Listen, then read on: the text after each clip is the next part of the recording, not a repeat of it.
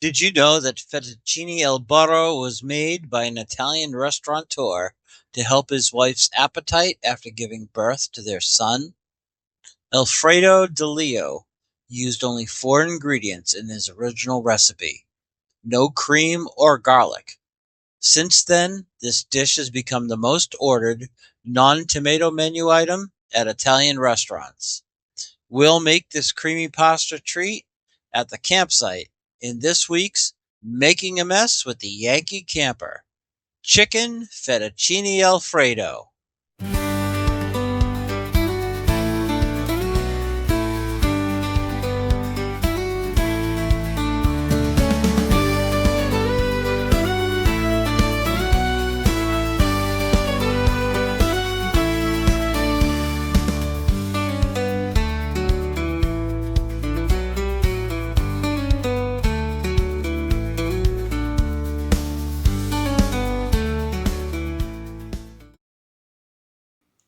Let's pull together the ingredients that we'll need for our chicken fettuccine Alfredo. First, we'll need a 5-ounce can of chicken breast. And of course, we'll need fettuccine pasta. This is 2 ounces of fettuccine pasta, and I've broken it in half so it'll fit inside a small Loctite plastic bag. I'm going to place that in here.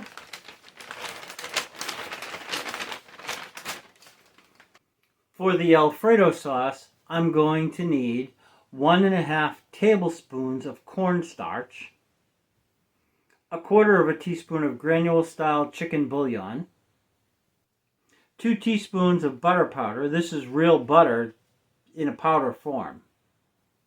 1/4 teaspoon of garlic powder, 1/4 teaspoon of salt. I like the coarse salt. A dash of black pepper, and a generous dash of dried parsley. Place all of those ingredients inside a Loctite plastic bag. I'm just going to roll this up. I've marked it Fettuccine Alfredo. Place it in my bag. Of course, you can't make a cream sauce without cream. I have 4 of these single serving creamers. These are shelf stable up to 6 months. I wouldn't recommend leaving them for more than a couple of weeks, but they should be fine. We'll place those in.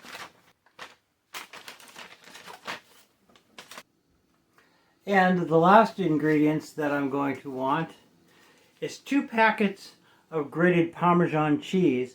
I picked these up at the local pizza shop. Just place those in there as well. Fold the bag, and we're ready for our pasta dish out at the campsite. I'll see you out there. In the meantime, hang around and watch this segment.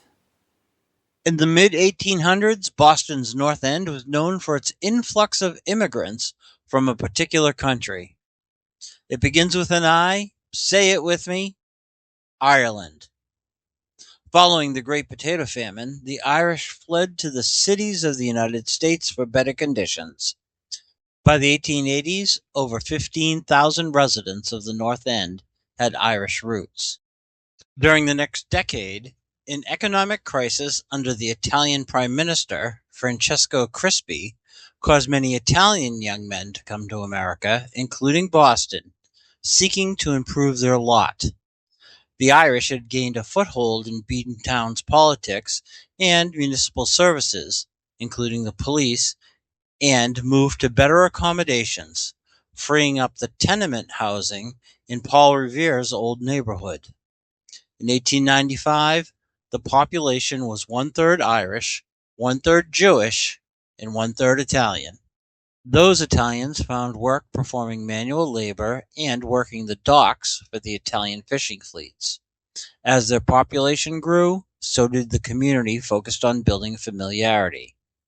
Many first-generation immigrants worked hard to assimilate by learning the language and American customs, while retaining some of their unique culture, especially foods. By 1915, the North End had 15 restaurants featuring Italian food, and a primary ingredient was garlic. According to a Boston Globe article in 1906, Italians' liberal use of garlic, in fact, played a crucial role in introducing this ingredient to the American palate. Wild garlic grew in ancient Asia, including China and India. It was even as far west as Egypt and modern Ukraine. Throughout the centuries, it was thought to improve health and ward off evil spirits. Think vampires. First introduced by Roman soldiers to what would become Italy, it became part of everyday cooking. But it was also used in Indian and Asian dishes. During the Middle Ages, it was known throughout Europe, but never really embraced as an ingredient in cooking. It was used, rather, for medicinal purposes. As late as 1796, Amelia Simmons states in America's first cookbook, "Garlic is better adapted for medicine than cookery." The bulb was peasant food, and in places like Poland and southern Italy, it became part of the regular cuisine. As the Italian men brought their families to the New World, the recipes also came along. So, in places like the North End, the smell of garlic simmering in a tomato sauce could be found on every street and as a key ingredient in the cultural dishes served at Italian restaurants. The flavors grew beyond the local community. After World War II, Italian restaurants, with garlic as a significant component of the menu items offered, were found just about everywhere in America as well as the world. Now, I don't know about warding off evil spirits, but I do know that crushing or mincing some of the cloves from the hardy bulb and adding them to soups, stews, and pasta dishes will tantalize the taste buds and satisfy the soul. Now, you know. Let's get started on putting this delicious recipe together. But first, I hope you're enjoying this video, and thank you for watching. But I don't get any compensation for this. However, if you'd like, you could buy me a cup of coffee. I'll put the link in the description down below. Thank you. I'm going to make chicken fettuccine Alfredo for dinner tonight. The first thing I'll need is my mess kit. So I'll use my frying pan. I'll also use the larger pot and the measuring cup.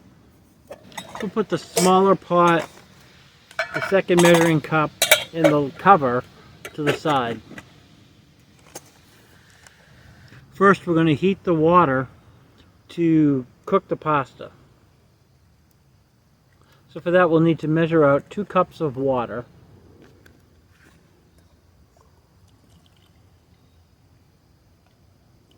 There's 1,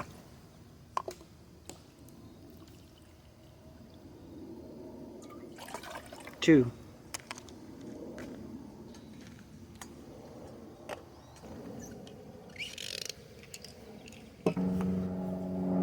Now we'll light the stove.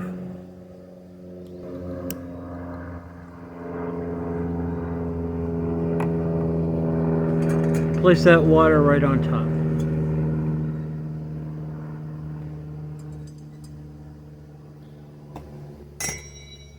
Put the cover on and set that to high. We'll bring that to a boil. It should probably take about 2 minutes. In the meantime, let's unpack our ingredients. We've got the Alfredo sauce, the fettuccine, can of chicken, 2 of the parmesan cheese packets, and 4 small creamers.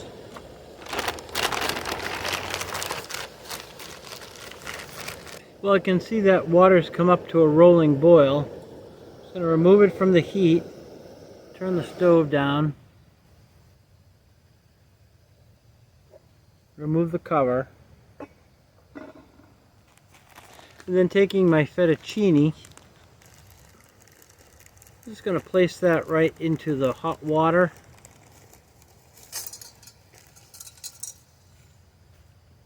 Stir that in.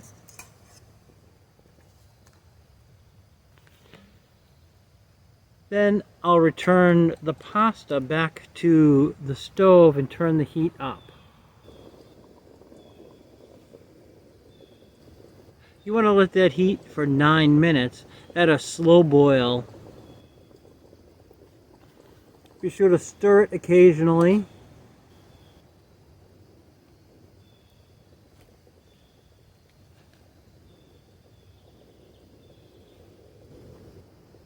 While that pasta heats, let's make our fettuccine sauce. Take our fry pan, and we're going to open the chicken just slightly. Pour all of that juice right into the pan. We'll open our 4 creamers.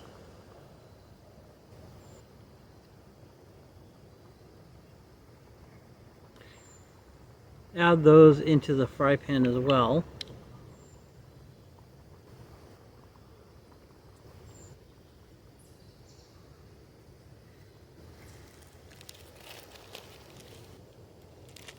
Open the dry ingredients and just pour those right into the liquid in the pan. Using your fork, whisk that until all of the cornstarch is completely covered. I'm going to whisk that, let the pasta finish, and I'll be back. But in the meantime, why don't you hang around and watch this segment? By the time Alfredo di Lilio's dish, made with garlic butter, Parmigiano cheese, and fettuccine noodles, was gaining popularity in 1918, Boston's North End was almost 100% made up of first and second generation Italians, and the population had grown to nearly 40,000. The restaurants that were popping up began offering the dish as an alternative to the standard tomato-based fare. That same year saw the end of the war to end all wars, and the country was on its way to a decade of prosperity. A few years before, however, 1915, the United States Industrial Alcohol Company was using molasses in the process of creating munitions for the uncertain future war effort, should the country get dragged into the European escalation. Industrial alcohol is converted into ethanol, and that can be further made to go boom. I don't know how to do it, and I'm not interested in learning, but the people of the USIA knew the process and needed lots of molasses as a base. They operated a business known as the Purity Distilling Company in Cambridge, Massachusetts, where that process took place. The industrial-grade molasses used in the distilling came from the Caribbean as a byproduct of the final stage of the sugarcane and beet refining process. Needing to store the product near where it came in on ships, the company hastily built a holding tank in Boston's North End, about 50 feet high and around 90 feet in circumference. The material used was inferior grade steel, about half the thickness of what it ought to have been if regulations existed, which they didn't. The storage tank could hold as much as 2.5 million gallons of the dark, sticky goo. It was poorly constructed and leaked from its initial use.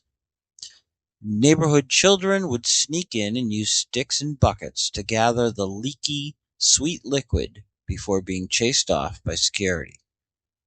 To address the issue, the company simply painted the outside brown to disguise the seeping seams.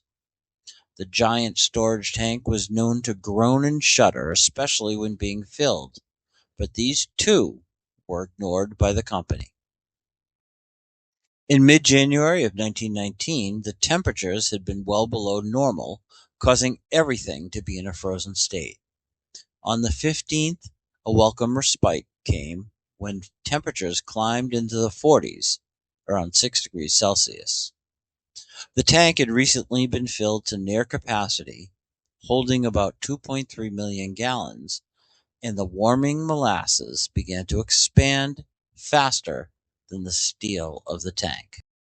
In the early afternoon, residents heard a low rumble, which they assumed was from the elevated train, but soon discovered the shoddy workmanship of the tank's seams had given way, sending a wave of thick brown goop into the neighborhood at a speed of 35 miles per hour.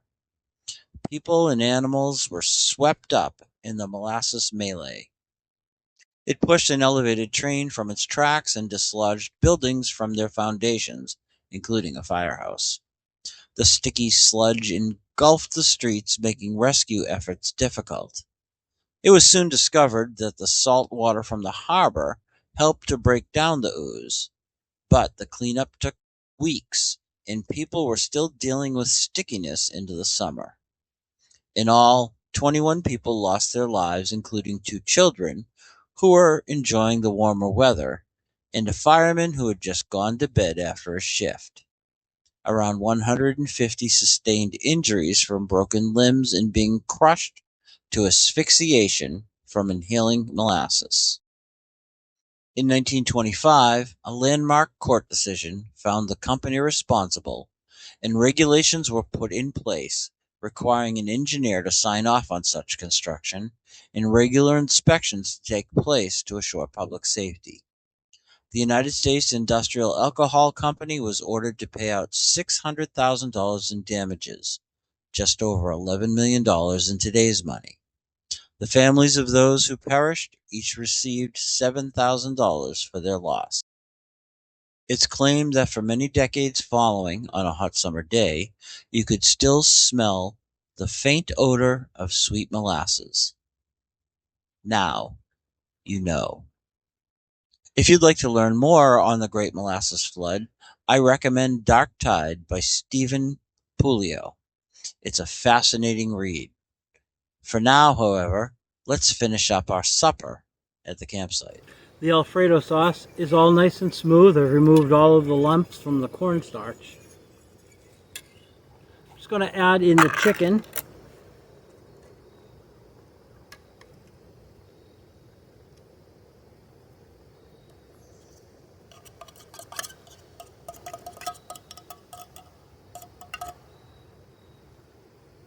Break those chunks into smaller pieces.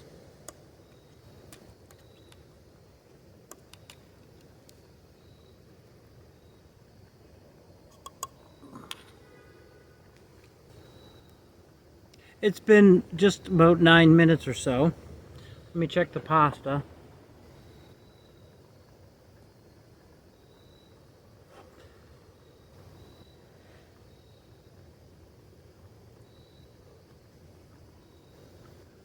The pasta's done. Take that from the heat, turn off the stove, and I'm going to drain the water from that pasta. I'll be right back. Let the fettuccine sit with the cover so we relight the stove.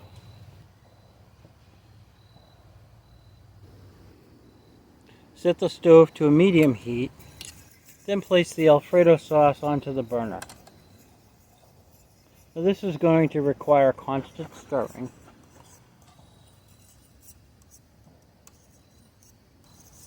As that sauce comes close to a boil, it'll start to thicken. Be patient. Using a higher heat will cause the cream to scorch. Once you see bubbles start to form, turn the heat down and continue to stir. That will thicken up pretty quickly.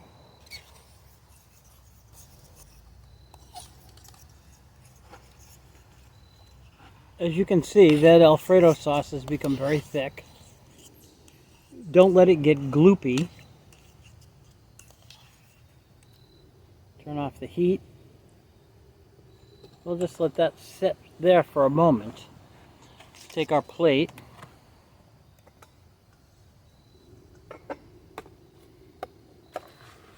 Pour in our pasta.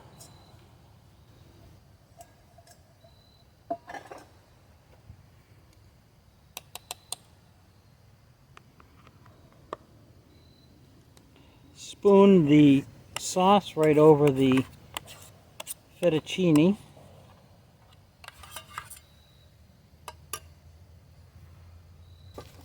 Open your packets of grated cheese.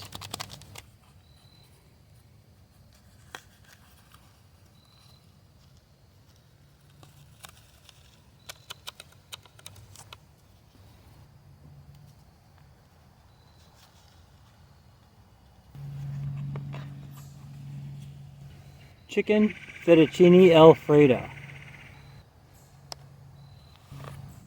I'm going to eat my supper and then I'll clean up my mess. If you've enjoyed this video, please take a moment and give it a thumbs up. I'd appreciate it, and it lets YouTube know that you're interested in the content that I'm putting out. Also, consider subscribing to my channel. I try to put a video out every week on cooking with a mess kit, or campgrounds like this one here at Harold Parker in Massachusetts, and I do the camping gear that I use. If you have any comments, leave them in the comment section below. I'd love to hear from you. In the meantime, get outside, and thank you for watching. That's delicious.